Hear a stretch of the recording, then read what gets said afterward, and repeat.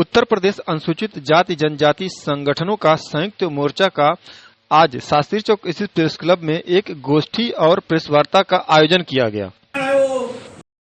इस गोष्ठी में संगठन के तमाम वरिष्ठ वक्ता मौजूद रहे और अपनी अपनी बातों को रखा।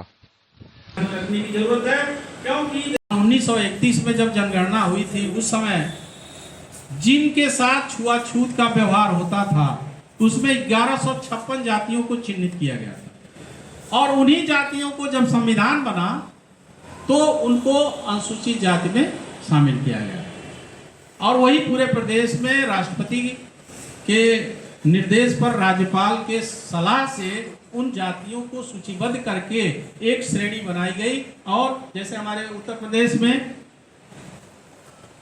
66 अनुसूचित जातियां हैं और उन अनुसूचित जातियों में कुछ एसटी जातियों में अभी 13 जिलों में एक आदेश आया राष्ट्रपति का राजपत्र में कि उसमें नायक, ओझा, पठारी, राज पठारी, धुरिया, गौड़ इनको एसटी मान लिया, जबकि यहाँ पर नायक जाति का कल्चर पूरा ब्राह्मणी कल्चर है।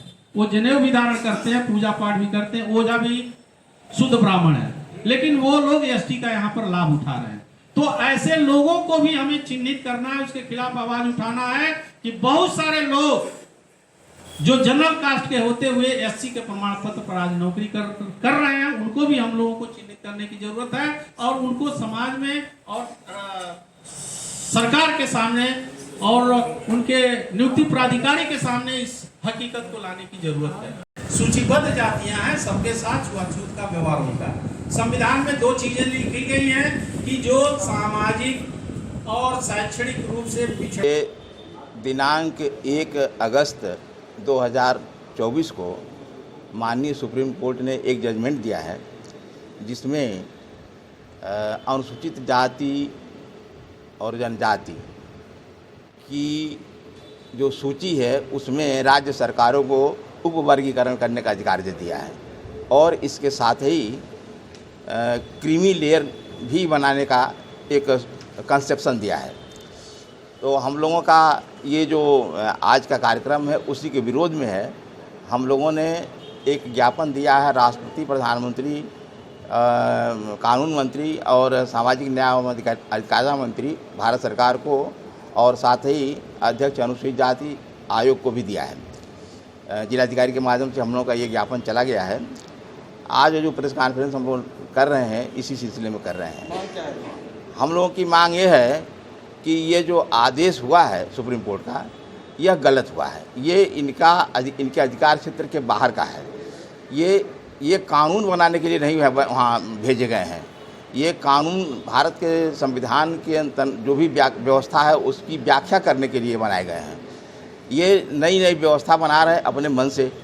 ये अनुच्छेद जो भारत का संविधान का अनुच्छेद 341(2) है उसके अंतर्गत जो है जो भी संशोधन होगा, परिवर्तन होगा जो भी होगा तो वह जो है पार्लियामेंट के माध्यम से होगा। नहीं, ये देखिए सुप्रीम कोर्ट का जो भी निर्णय होता है वो कानून बन जाता है। ये 7 जजों की पीठ का फैसला है, ये मामूली बात नहीं है। इसको जो है बगैर संविधान संशोधन के इसको निरस्त नहीं किया जा सकता। क्या नाम है सर? हरिशरण गौतम। बताएं सर, मांग क्या है आप लोगों की? हम लोगों की मांग ये है कि हम लोगों ने पत्रक के माध्यम से महामहिम राष्ट्रपति महोदया और माननीय प्रधानमंत्री जी से अनुरोध किया गया है कि इस संबंध में इस प्रकार का कानून पारित किया जाए, संशोधन विधेयक पारित किया जाए कि भविष्य में जो SC ST की सूची निर्धारित की गई है उसमें किसी प्रकार का छेड़छाड़ नहीं किया जाएगा और इस आशय का संशोधन प्रस्ताव पारित करते हुए संविधान की 9वीं अनुसूची में शामिल किया जाए ताकि भविष्य में कोई विवाद न हो और माननीय सर्वोच्च न्यायालय द्वारा इस पर कभी भी कोई हस्तक्षेप न हो। अच्छा चलिए, एक अंतिम सवाल, अगर आपकी मांग नहीं मानी जाती है तो आपका जो है क्या रणनीति होगी आगे? इस पर हम लोग विचार करेंगे कि अगली हमारी रणनीति जो भी होगी, जन आंदोलन होगा या सरकार से मांग की जाएगी, लोकतांत्रिक तरीके से, संवैधानिक तरीके से हम लोग इसका विरोध करेंगे। ठीक, नाम बताएं। केसी भारती।